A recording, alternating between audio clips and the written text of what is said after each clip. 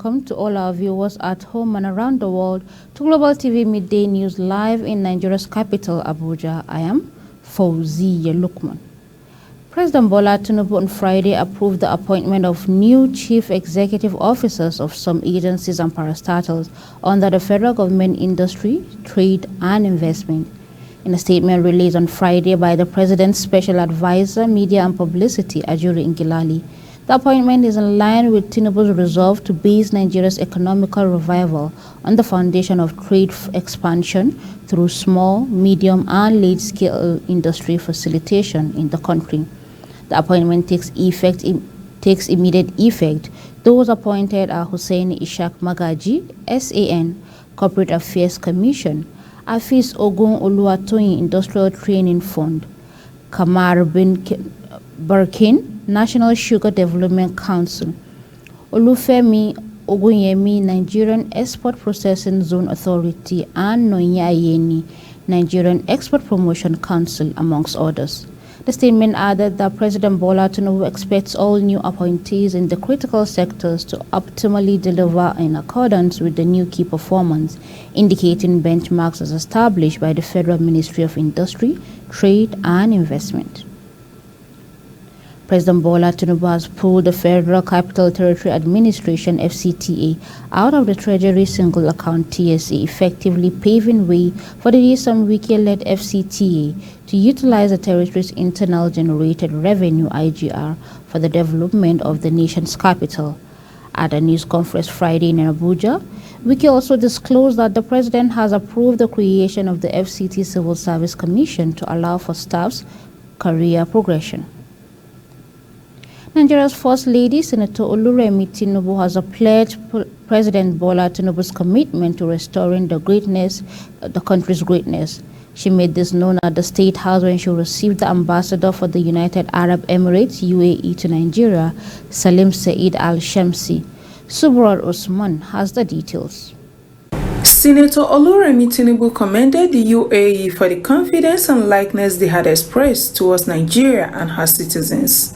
The First Lady also thanked the Chief Executive Officer of the UAE NGO, Noor Foundation, Dr. Manal Tariam, for all it had done for the country, especially in its intervention in Katsina State in the last 4 years. We thank God for the new discovery, new innovations that the world is really embracing, which has really helped a lot of people. Thank you so much for the school height screening for students. It's very, very important. Like you said, with all that, it will definitely affect productivity and also, economic impact, which you described. And sight is very, very crucial for anyone. And I pray that, the distribution of glasses, I think you'll do that in Lagos as well, So I can just thank you for all that No Foundation has brought to Nigeria. And we look forward to more states being impacted by, your gesture. Earlier, Tariam says his organization, through the provision of free cataract treatment and other eye-related surgeries, treated a lot of people with eye problems in Katsina State. We've also measured the academic performance of the students and the teachers. And one of the results that we found out that there's an increase in the academic attention of the students in class that increased to around 85%, which means that a simple treatment of refractive error by providing eyeglasses to students kept them in school and make them academically better. And this year, the program comes to an end. When we say it comes to an end, that doesn't mean that we're going to close it down, no. But we're going to hand it over to the state government. And we're going to work with them by providing free surgeries to those who need it. But everything else is going to continue under the governance of the state government.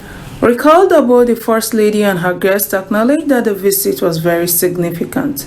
Sobora Usman, Global Television News. Saudi Arabia says it is committed to strengthening ties with Nigeria ahead of the Saudi Africa Summit, which is scheduled to hold in November 2023. The country's Minister of State for Foreign Affairs, Adel Al-Jubril, said they look forward to hosting President Bola Tinubu at the summit. The Saudi Arabian minister added that he paid a visit to President Tinubu to convey the greetings of the Crown Prince of Saudi Arabia and Prime Minister of the Kingdom, Mohammed bin Salman. Uyi Agbomofuegbe completes the story. The Saudi special envoy to Nigeria, while briefing State House correspondents after meeting with the Nigerian leader, said Arabia is cooperating closely to deal with the several challenges such as climate change, issues around sustainable development goals, and combating extremism and terrorism. Adel Al-Jubair, I had the great honor and the pleasure of visiting with the President of Nigeria to convey to him the greetings of His Majesty, the custodian of the two holy mosques, King Salman bin Abdulaziz Al Saud, and His Royal Highness Crown Prince and Prime Minister Prince Mohammed bin Salman bin Abdulaziz. We discussed bilateral relations. Our two countries have enjoyed historic and very positive ties. We cooperate in virtually all areas. We have very strong people-to-people ties. We are members of OPEC, and we are also members of the Organization of Islamic Countries. We have very strong tribal and familial ties, and we believe that we are very cooperating very closely. Nigeria's Minister of Foreign Affairs, Yusuf Tuga, said Nigeria seeks to strengthen ties with Saudi Arabia in the area of hydrocarbon production and energy transition. As a special envoy of His Royal Highness, the King and the Crown Prince, to discuss matters of bilateral relations between Saudi Arabia and Nigeria.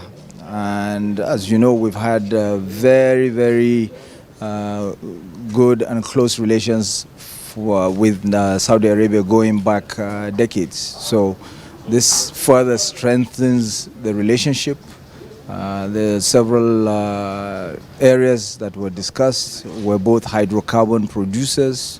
We're both responsible hydrocarbon producers. We're looking at the future. We're looking at energy transition. The minister actually also pointed out that there was a need to do more in terms of our cultural relations, and we have a lot in common. Uyi Agbomofuegbe, reporting for Global TV News. Abayomi Arambabi, the National Publicity Secretary of the Lamidi Apapa-led faction of the Labour Party LP, has alleged some discrepancy in the academic certificate of its presidential candidate, Peter Obi. Addressing a press conference today in Abuja, the LP's national spokesman alleged that Obi had different names on his credentials from the University of Nigeria in Nsukka and the National Youth Service Corps discharge certificate. Kikelamo Okere has more details.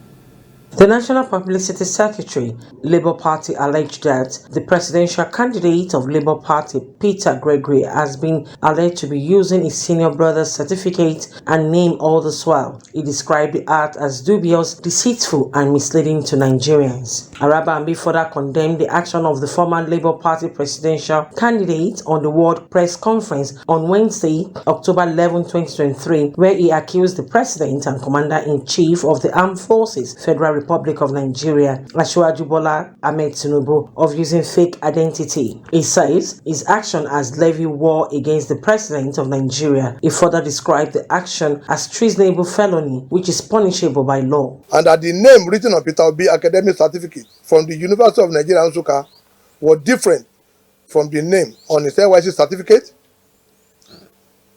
of the former governor and his wife's certificate. Mr. Obi claimed in his comedy press statement that, and I quote, "I will not just start by giving you my academic record. I will start by introducing myself." Now, some questions are now begging for answer as follows. Who is Peter Owubuasi Obi? The name he said it was given to him by his parents. 2. Who is Obi Gregory Owubuasi on the WAEC 1978 certificate? 3. Who is Obi Gregory Peter company name Owubuasi on the NYC certificate? And finally, who is Gregory Peter Onwubuasi Obi on his University of Nigeria certificate. These are different 4 names that contradicted what he claimed in his press statement. He also alleged threat to his life for exposing discrepancies in Peter Obi's credentials. One, even up to this morning, not to grant this press conference by Peter Obi and Julius Aburi. Yes, they said I risk losing my life.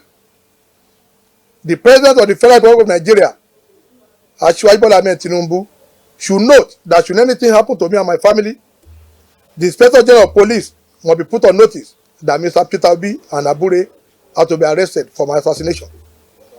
There is no need for any investigation, as that may be silenced anytime soon by them. I implore the IGP and the DSS to watch me closely so that I will not be killed for saying the truth. The faction therefore urges the former presidential candidate of the Labour Party to allow the Supreme Court to adjudicate on the veracity of the issues raised in the President's Certificate saga. Kike Lomo Okeri, Global Television News. The Commissioner of Police FCT, CP Haruna Garba, has assured residents of the Federal Capital Territory that his leadership will intensify operations to curb crime and criminalities in the territory. CP Haruna Garba made this known while parading 9 suspects who are involved in various crimes in Abuja. Kikelomo Ukiri has more details. Addressing journalists in Abuja, CP Haruna reels out that, acting on credible intelligence, police operative from Biaji Division trailed and arrested one Chukwudi Ernest Ezirike, a wanted one-chance terrorizing Kubwa Zuba Expressway. He says, in a related development, the command has created anti-one-chance squad to curb the menace of robbery, especially one-chance activities within the Federal Capital Territory, saying 10 vehicles suspected to be used for one-chance activities within the FCT has been arrested. Our best to make sure that there is sanity. As we are arresting and removing them from the streets, they are also assisting them to get some of their members. So by the grace of God, this one chance of a thing will be a thing of the past. But we require your collaboration and support.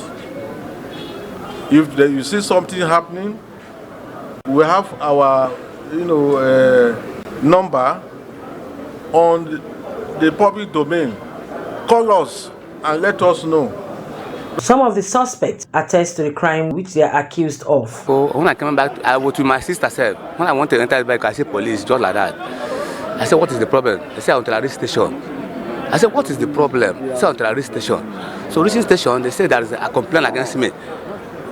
I said, who is that person? He called one number, and the person responded that for the last 4 months ago, he entered a vehicle, his phone lost.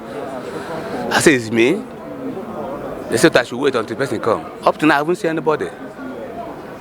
So I was detained there. The next day, the team of SAS people come and carry me from there. Said they're transferring the case. Reaching here, they started beating me. I should confess. I said, confess for what?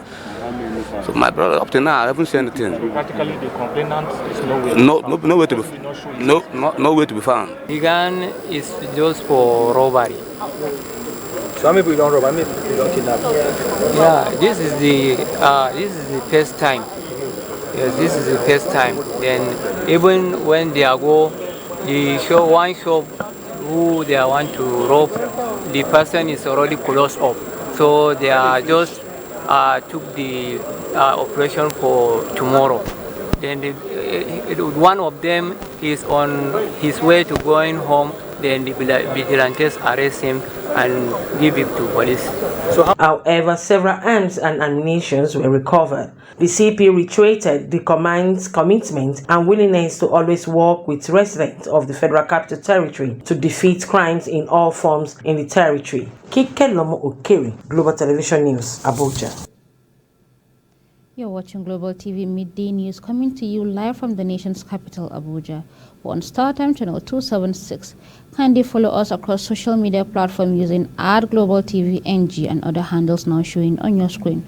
When Global TV Midday News returns, Sun trains MS standards for homegrown economic agenda. The news continues shortly with details of this and other stories right after this short break. Please don't go away.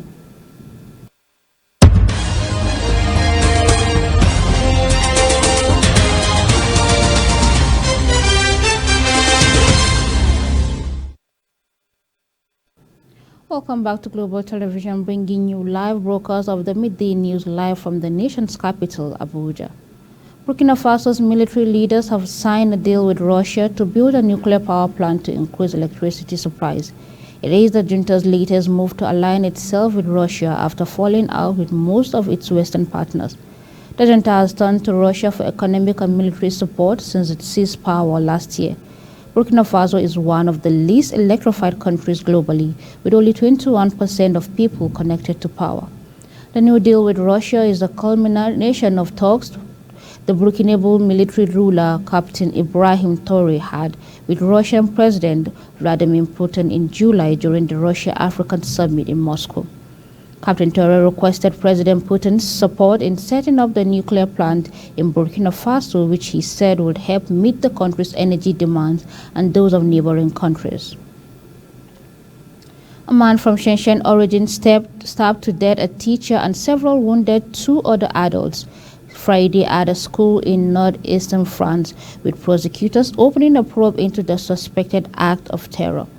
The attack in the town of Arras comes with France, which has a large Jewish and Muslim populations, on high alert for security risks following the Hamas attack on Israel last weekend. A police source who said the attacker, 20, who has not been named, was from the Russian, mainly Muslim Southern Caucasus region of Chechnya and was already on the French national register known as Fichiers as a potential security threat.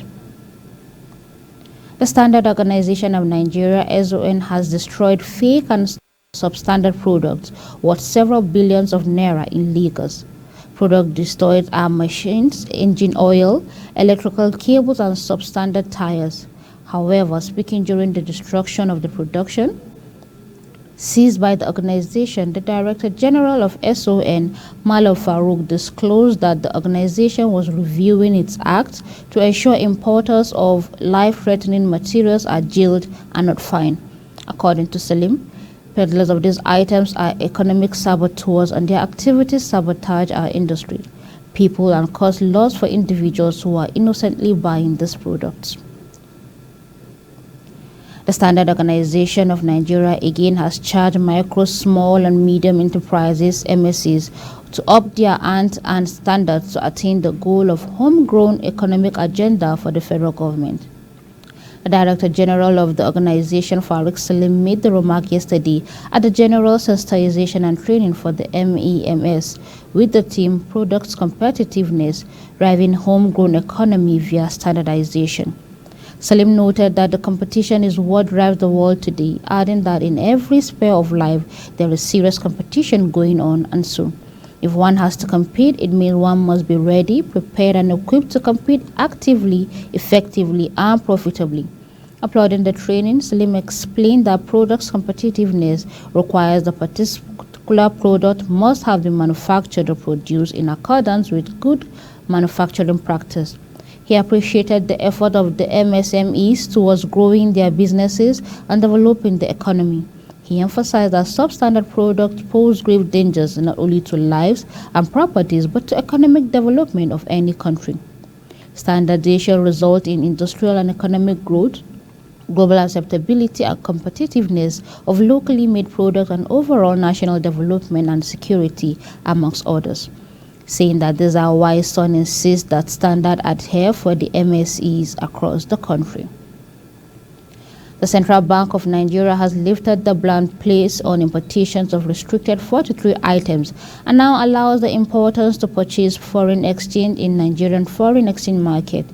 In a statement by the Director of Corporate Communications, Isa Abdul-Mumini, the bank stated that it is aimed to ensure that market forces determine exchange rates on a willing buyer and willing seller principle. The CBN spokesman said that the prevailing foreign exchange rate should be referred from platforms such as the CBN website, FMDQ, and other recognized or appointed trading systems to promote price discovery, transparency, and credibility in the forex exchange rate. He noted that as part of its responsibility to ensure price stability, the CBN will boost liquidity in the Nigerian foreign exchange market by interventions from time to time, adding that as market liquidity improves, the CBN interventions will gradually decrease. Meanwhile, the exchange rate between the naira and dollar has dropped to 1,040 naira in the parallel market. The ongoing trend of demand surpassing supply seems to be a contributing factor. Forex traders report inflow quotes ranging from 1,035 naira to 1,045 naira per dollar, indicating heightened scarcity on Wednesday night. Despite this, the official trade rate remains at 776 naira 80 kobo per dollar, highlighting a notable disparity between the experiences of Nigerians in official and unofficial channels. Ahead of the African Cup of Nations AFCON to be hosted by Cote d'Ivoire, the Minister of Sports, Senator John Eno, has said that the Super Eagles are expected to emerge from Group A, which includes the host nation, Equatorial Guinea, and Guinea-Bissau, who go ahead to win the trophy. The Super Eagles were denied a win as a late strike from the Saudi Arabian ended Friday's international friendly match in a 2-2 draw. The game saw Victor Boniface makes his first start for the Super Eagles. Prior to Friday's game against the Super Eagles, Saudi Arabia had lost their last 6 games. This was the second time both teams would settle for a draw, with seconds remaining in the 9 minutes for the added time. Saudi profited from a free kick to draw level. Up next for the Super Eagles is another international friendly game against Mozambique on Monday, October 16, 2023. Big Brother Niger All-Star Edition winner Ilibaye Odinya has thrown her weight behind the Nigerian Super Eagles to win the 2023 African Cup of Nations AFCON, slated for Cote d'Ivoire next year, January. Coach Jose Peseiro says, who played out a 2-2 draw with the Falcons of Saudi Arabia in an international friendly clash on Friday, has been drawn against host Cote d'Ivoire, Guinea-Bissau and Equatorial Guinea in Group A phase of the Continental Soccer Showpiece. The draw was conducted on Thursday night in Abidjan. The 22-year-old Kogi State-born actress and model, in a post in her official X handle, said she will be personally following and cheering the Super Eagles to victory next year in Cote d'Ivoire. She urged all Nigerians to rally around the nation team in their quest to the continental title for the 4th team. African Cup of Nations is exactly 90 days from today. I'll personally be following the cheering team to the victory because I believe we have what it takes to bring home the trophy, and I hope you too will be supporting, quote and unquote. That's it on Global TV Midday News, and it came to you live from the nation's capital, Abuja. We're on StarTime channel 276. Kindly follow us across social media platforms using @GlobalTVNG and other handles now showing on your screen. On behalf of the production team, I am Fauzi Yelukman, thanking you so very much for watching.